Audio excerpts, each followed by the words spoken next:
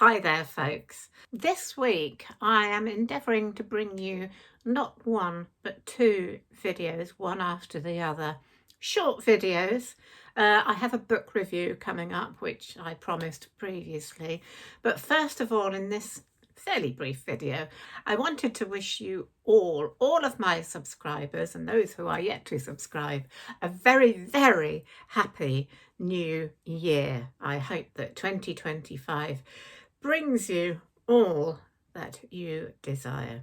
And I hope that you had a happy, peaceful, pleasant, jolly Christmas. I also wanted to share with you some bookish things that I received for Christmas, which I think you'll enjoy. And first of all, you might have noticed my earrings that I'm wearing today that are little books. Now, these were bought for me for one of my Christmas presents from my best friend, and squeals of delight when I opened this gift. But not only that, let me just bring them up a little bit closer. You may not be able to see. You see, they are little books. They almost look like they could open. Not only are they little books, but there is a title on them. You may not be able to see what the title is, but I can tell you that it is my favourite children's book, The Lion, the Witch and the Wardrobe. That's a best friend gift, isn't it? So you should be seeing a lot of these in the future.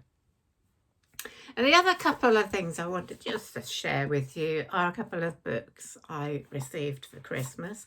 The first one is this, which my sister-in-law bought for me. It's a novel by Joseph O'Connor called Shadow Play. And she thought that this was right up my street. And looking at the premise, I can say absolutely 100% that it is, and I cannot wait to start reading this. Let me just read the premise on the back. London, 1878. Fresh from life in Dublin, Bram Stoker, now manager of the Lyceum Theatre, which is he was, is wrestling with dark demons in a new city, in a new marriage, and with his own literary aspirations. As he walks the streets at night, streets haunted by the Ripper and the gossip which swirls around his friend Oscar Wilde, he finds new inspiration. Soon the eerie tale of Dracula begins to emerge. But Henry Irving, volcanic leading man and impresario, is determined that nothing will get in the way of Bram's dedication to the Lyceum, and both men are growing ever more enchanted by the beauty and boldness of Ellen Terry, the most celebrated actress of her generation. What is not to like in that? I mean, it's got everything that I could possibly want in a novel. It's got history, it's got theatre, it's got known figures in the theatre and literature, and it's got Bram Stoker, the writer of Dracula. I mean, come on. Does my sister-in-law know me or what? So, yeah, I'm hopefully putting that in my TBR for this year. I should be talking about that again later. But also, I just wanted to mention this from my lovely nephew. My nephew works as a tour guide for the Anne Hathaway's cottage. Anne Hathaway, as I'm sure all of you know, was the wife of William Shakespeare.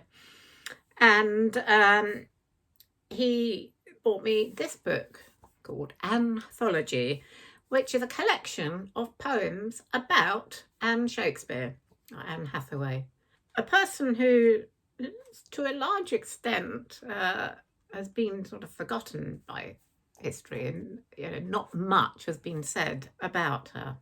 I mean, we know various details about the marriage. We know that William left her his second best bed, about which there's been a lot of controversy. And we do know that the second best bed. It's probably not an insult to his wife. It was a very intimate gesture because the best bed was usually kept for guests. The second best bed was usually the marriage bed. So William was leaving her their marital bed. How romantic is that? So there was probably more to their marriage than many people have conjectured. But I just want to read you just one verse of a poem from this book. This is a poem by Matilda Blind. It's written in the late 19th century. A little bit of Victorian sentimentality, but you know, what's wrong with that?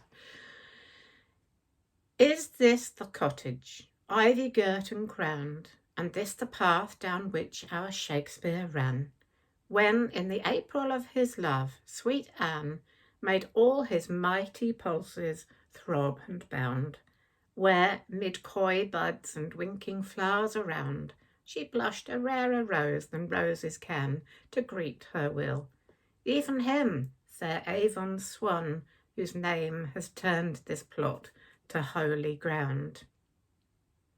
To these dear walls, once dear to Shakespeare's eyes, Time's vandal hand itself has done no wrong. This nestling lattice opened to his song, when with the lark he bade his love arise, in words whose strong enchantment never dies. Old as these flowers, and, like them, ever young. It's rather sweet, isn't it? Anyway, a lovely book of poetry, which I'm keeping by my bed for reading those times when one wakes in the night or is unable to sleep. So there we go. I thought I'd just share with you that little bookish haul from my Christmas. Anyway, that's it for now. My book review of the book I was reading last month coming up. See you soon.